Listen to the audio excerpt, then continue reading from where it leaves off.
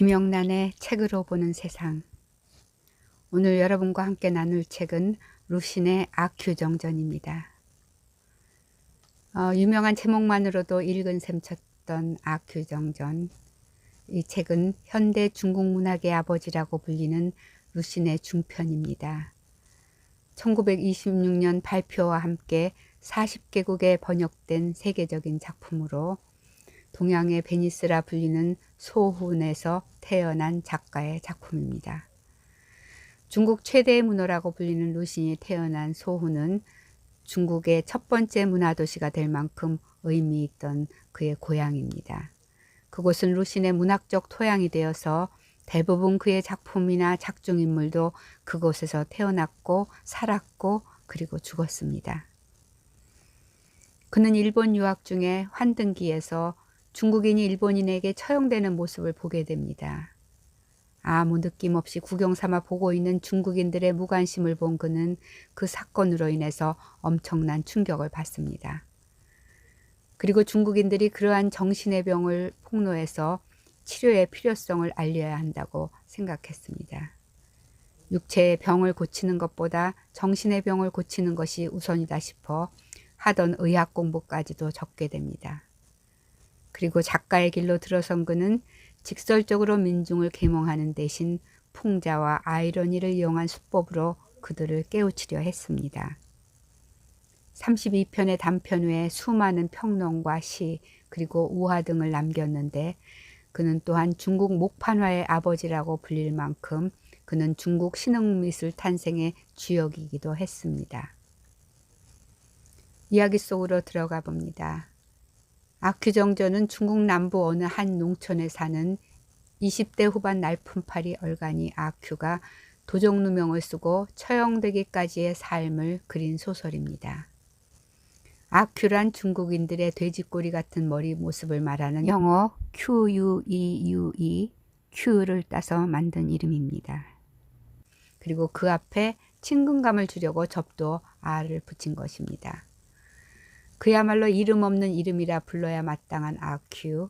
머리에 부스럼이 있던 그는 누가 그것을 언급만 하면 부스럼 자국이 빨개지도록 노려보고 말을 더듬고 욕을 합니다.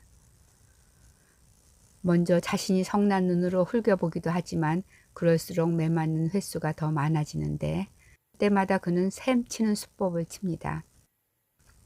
그렇지, 그렇다고 셈치면 되지 뭐 하는 셈치는 수법입니다. 그리고 자식이 아비를 때린 거라고 자신이 아비라고 셈치면서 스스로 위로하는 정신승리법을 발동시킵니다. 그러거나 말거나 사람들은 또 아큐의 길고 노란 머리채를 잡아채고 비틀어대며 놀립니다. 네 입으로 말해. 지금 사람이 짐승을 때리는 거라고. 그러면 아큐가 대답합니다. 이제 됐냐? 그래, 나는 벌레 같은 놈이다. 이제 놔줘. 그러면 그들은 늘 그랬듯이 6번 소리나게 아무데나 그의 머리를 쥐찍고 놔줍니다. 그러면 10초도 못 돼 다시 의기양양해진 아큐는 술 몇 잔 마시고는 다시 시시덕거리면 그만입니다.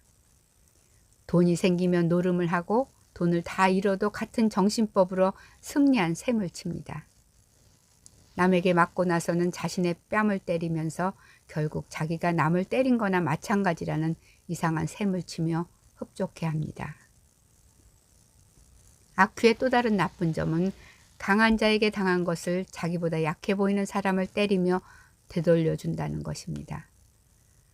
평상시에도 힘없는 젊은 여성에게 욕을 하는 그는 여성만 보면 캬, 퇴 하며 침을 탁 뱉습니다. 고개 숙인 채 걷는 여성의 민머리를 쓰다듬고 바보같이 웃으면서 볼을 꼬집기도 합니다. 남들이 웃으면 기가 더 살아서 한 번 더 비틉니다.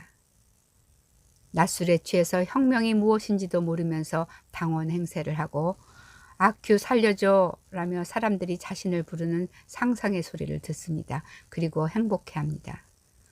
그리고 그는 결국 자신이 총살당하는 이유조차 모른 채 당원으로 서명까지 하고 죽게 됩니다. 1911년 신해혁명이 폭발했을 때 루신은 중국이 민주주의로 가는 줄로 확실히 믿었습니다. 그러나 민중의 무기력과 우매함 그리고 주도권의 애매한 태도로 혁명이 무산되자 그는 깊이 좌절합니다. 제국주의나 봉건주의와 싸우는 대신 자기들끼리 싸우는 당시 민중의 상황을 루시는 무덤이나 사막으로 보았습니다.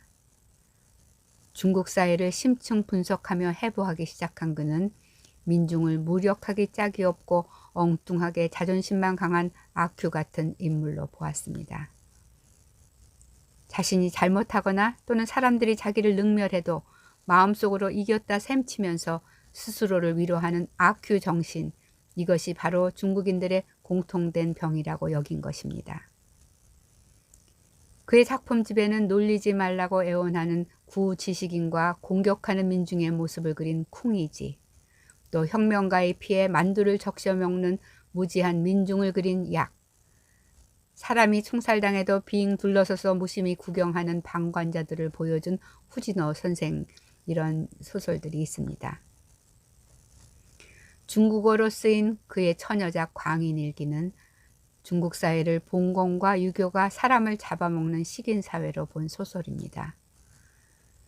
그러나 오히려 그런 그들을 계몽하려는 사람들을 식인종으로 보는 정신병자를 주인공으로 내세워서 미친 척 하고 싶은 말을 다 하게 해 민중의 의식을 깨우칩니다. 원래 지상에는 길이 없었는데 걸어다니는 사람이 많아지자 길이 된 것이다. 민중이 말을 안 들으면 개패듯 패서라도 끌고 가야 한다는 그의 과격한 발언은 그가 했던 위의 유명한 길에 대한 정의와 함께 자주 애용되는 말입니다. 강대국의 찬탈과 봉건타파 그리고 식민지 문제로 고민하던 동아시아를 대변하는 악큐정조는 희망도 하나의 길로 보게 만든 미일의 소설입니다.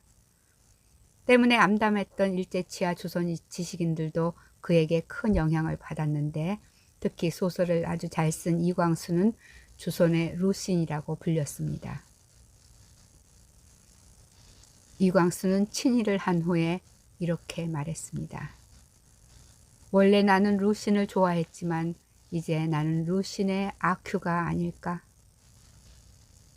악큐정조는 어둡고 절망스러운 비극과 모순으로 점철된 민중의 모습을 뛰어난 표현력과 상상력으로 의문스럽게 보여줍니다. 경쾌한 풍자와 해악은 웃으며 읽을 수 있는 고전의 즐거움을 한껏 선사합니다. 자신의 글을 투창과 빗으로 표현했던 루신. 그는 자신만의 독특한 무기로 옛 중국인의 병든 의식을 꿰뚫어 그곳에 치료의 광선을 쬐게 했습니다. 뿐만 아니라 약자에 강하고 셈치기 좋아하는 현대인들을 향한 비수 들이대기도 서슴지 않고 있습니다. 감사합니다.